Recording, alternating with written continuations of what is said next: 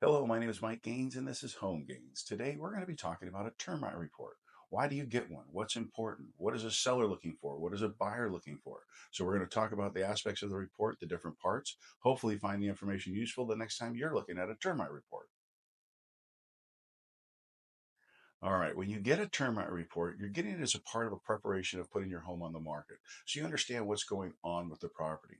You have a licensed termite inspector come out and they'll crawl through all parts of your house. They'll go underneath, they'll go up in the attic, they'll go test everything that has any sort of type of water source, your bathrooms, your kitchens, anywhere that they can find a water leak.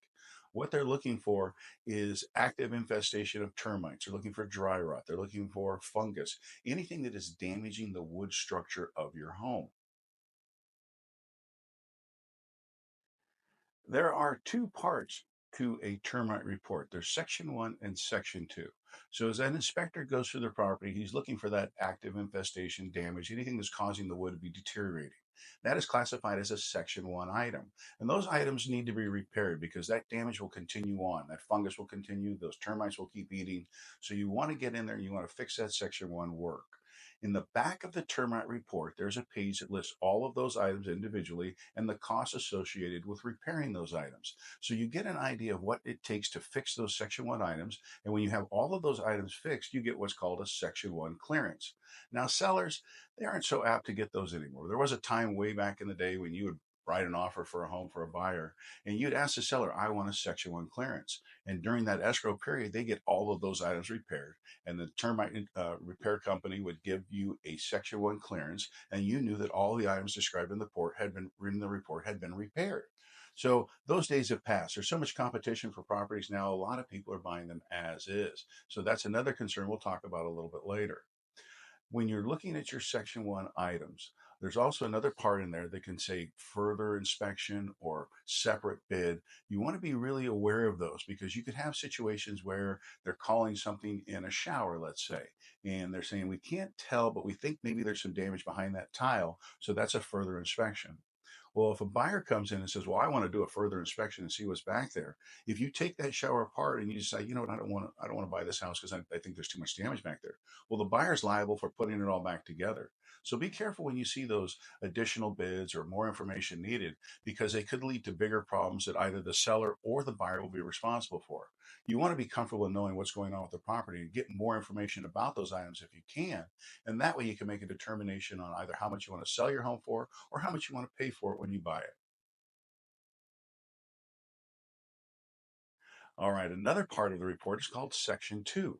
Now, these are items that if they aren't corrected, they're going to lead to Section 1 problems. And I give a good example to my clients that if you had a water drip underneath your sink, let's say that water's dripping into a pan, and every Saturday you know that you go in there, you dump that pan out, and the water will continue to fill that pan up next week. You dump it out on Saturday, you never have a problem.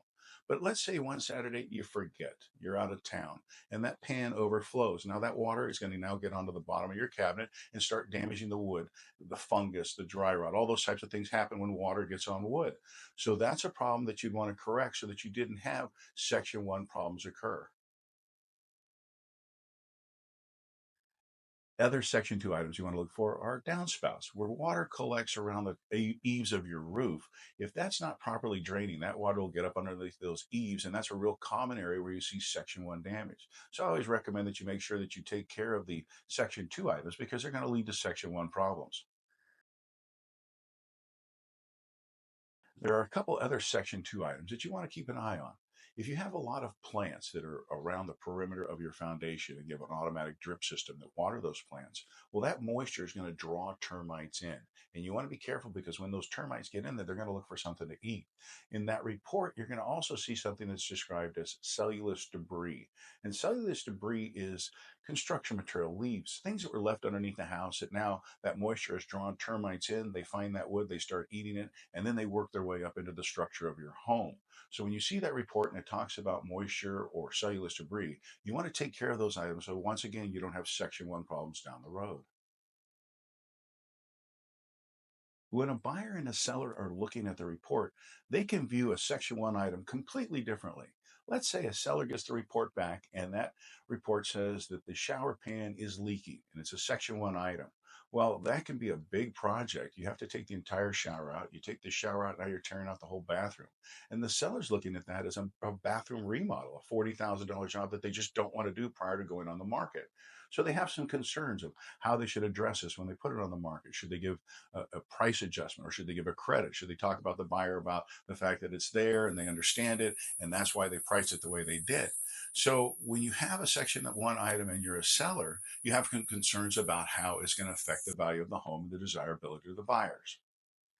Now, a buyer, let's say they look at that report and they see that section one damage in that shower and they don't care at all because they're going to tear that bathroom out. They've already got a plan to do some remodeling. So those problems they know they'll address when they tear that bathroom out, and all of it will be fixed. And it's really no big expense to them because they've anticipated the cost of remodeling that bathroom in their process of putting an offer together to purchase the home.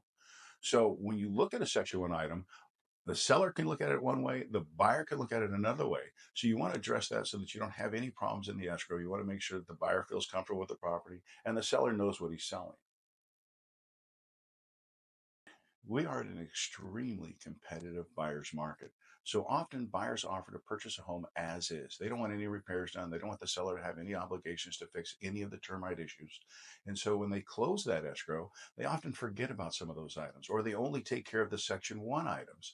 And you've got to be very careful because if you don't address those items right away, they just continue to be a problem. The section one problems will grow, the costs will get higher, and the section two items will turn into section one items. So you want to make sure as a buyer, if you purchase a property as is, when you close escrow, get all of those repairs taken care of. It's easier to do it at that time and it's cheaper, so get it done.